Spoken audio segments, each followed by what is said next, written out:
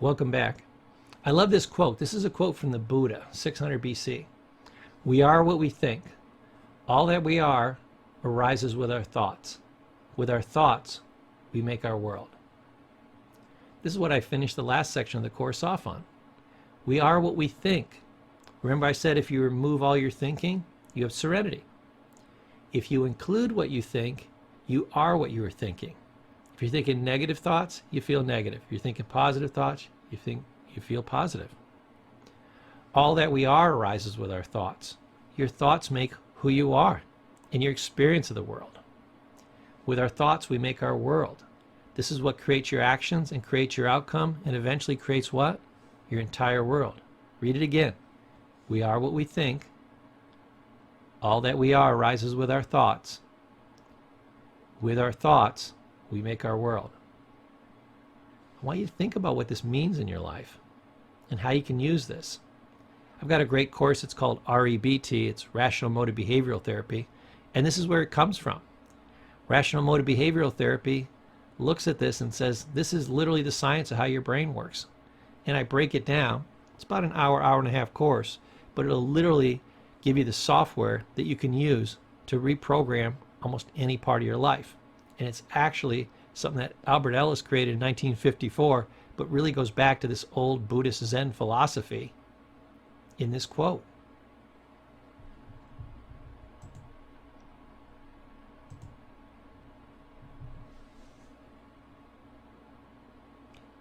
Now, the mind is basically a machine. It's a dumb, goal-seeking mechanism. Whatever you tell it to do, it says, yes, sir, yes, madam, I'll get right on it. If you tell yourself you're an absolute jerk, it'll say, don't worry, I will make you feel like a jerk. I will help you out. If you tell me that's your goal, I am on it. And I don't sleep. I'll run through your dreams. I'll be running all night. I'll tell you negative things and I'll spew that on you all day long. If you tell me you can succeed at something, I will work on that diligently until it happens. If you tell me you can't possibly do something, I will shut your brain down. I will delete any solutions from your mind. I will make you fail. Why? Because that's what you asked me to do. And I don't think for myself. Remember, the brain is a dumb goal-seeking mechanism. Be very careful about what you tell it to do, especially that ego. We're going to talk more about that later.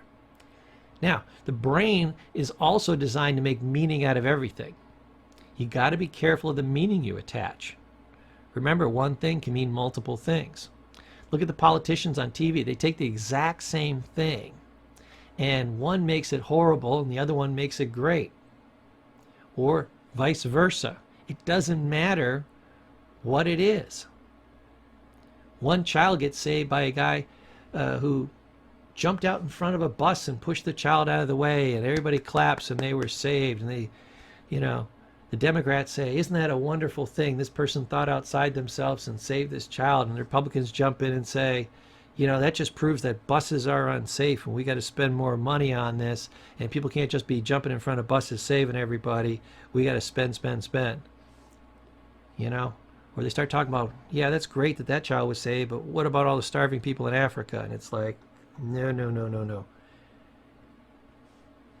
Your mind can take anything and give it a positive or negative spin. And it will. It's trying to make meaning out of things. So as you're looking at things that happen in your life, be very careful of the meaning you associate with it. This is going to determine what you think about, how you feel, and the actions you'll take, and the outcomes that you will have.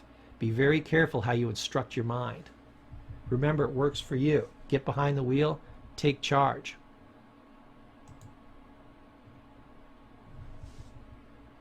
And finally, I want to leave you with one more piece, and that's everybody is full of BS. That's right, belief systems. Okay? Now, believing something does not make it true. No matter how much you're in love with a lie, it's still a lie. Remember, I call belief systems BS just to remind you what they are. There's a thing that happens, we'll talk about a little bit later, an imprint period, where you get 80 to 90% of your beliefs. And the other 10 or 20% come based on those. So they tend to be very similar to those. So your belief systems, because you haven't had the Zen philosophy before, you haven't gone through your belief systems and say, are they true? Are they helpful? Or are they harmful? You're just running these programs in the background, these belief systems that are taking over your lives, and you haven't even sat down and said, do I believe it? You call it your belief system, but it's usually somebody else's belief system. You've never sat down and gone over every single thing you believe to make sure it's absolutely positively true. You got these thoughts and ideas from somebody else. You've been defending them your whole life, so you're certain they're true. You have what we call mistaken certainty. But your belief system, when you examine it, you're going to find out, man, belief system, BS. BS is closer to the truth than belief system. Man, I believe a lot of bullshit. We have to go back, we have to re-examine our beliefs, see if they're true, and then follow those.